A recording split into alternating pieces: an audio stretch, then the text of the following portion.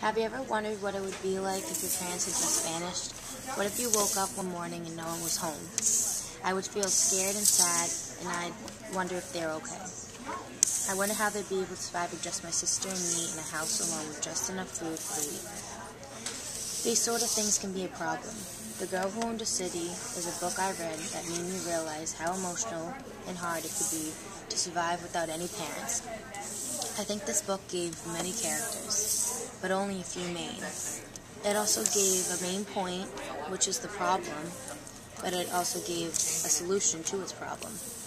Lastly, there were ways to stay safe and keep living.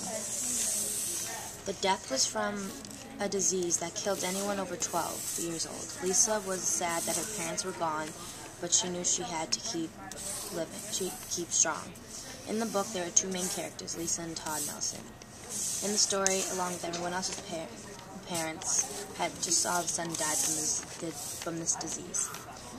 One morning, no one knew at first what happened, but they knew they had to keep strong and stay safe. Lisa was 12 and older than Todd, who was 5 years old and very brave.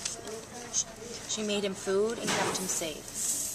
Lisa had finally got to the point where there was no more food, so she took the keys to the car and thought to herself that maybe she could drive somewhere and maybe get somewhere where she sees food. After a while, she never found anything, but eventually she found this farm where there was tons of food. She had to make sure no one followed her or knew what this was, because then they would get some and there'd be no food left. Lisa and Todd had been doing all right so far, but everyone else in the neighborhood had been suffering in some ways. Not enough food, no warmth, and not a lot of protection. So Lisa thought of this brilliant idea that maybe the whole neighborhood should come together and help each other survive. A quote from the book that describes Lisa is, inside Lisa knows she feels scared and sad, but on the outside she has to show bravery and confidence to survive and set a good example.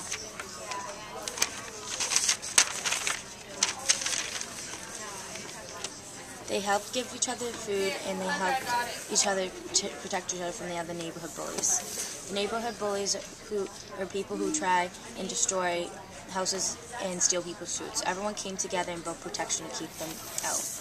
A quote from the book that describes them working together is, Lisa and her brother Todd line up at Glen Barn, which seemed like a traditional town before they played. Now gangs have knocked down buildings and setting houses on fire. Now Lisa knows she has to protect what she loves. Eventually, everything that the neighborhood did together worked out right. They still had food, warmth, transportation, and protection. Becky was called the town leader and brought the whole town together and helped each other survive. They went off and lived in this abandoned place together and made their own new community over again that Lisa ran.